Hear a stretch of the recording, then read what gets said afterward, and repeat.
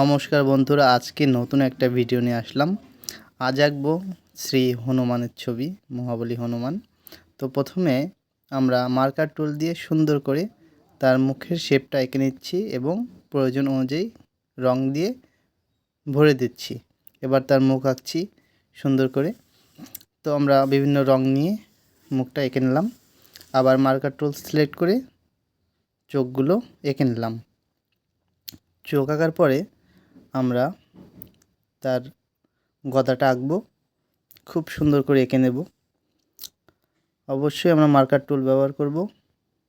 এরপর হাতটা আঁকবো। হাত আঁকার পরে আমরা খুব সুন্দর করে হাতের রঙগুলো দিয়ে নেব। তারপরে লেসটা আঁকবো, গয়নাটা আঁকলাম, মালা গলার। এরপর সুন্দর করে রং দিয়ে ছবিটাকে সুন্দর করব।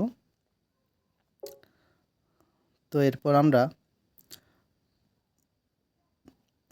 লাল রং সিলেক্ট করে খুব সুন্দর করে শরীরে বিভিন্ন অংশে রং করে নিলাম। ব্যাস, এবার হয়ে গেল আমাদের শ্রী মহাবলী হনুমানের ছবি আঁকা। জয় শ্রীরাম লিখে দিলাম। ব্যাস, হয়ে গেল আমাদের মহাবলী হনুমান আঁকা।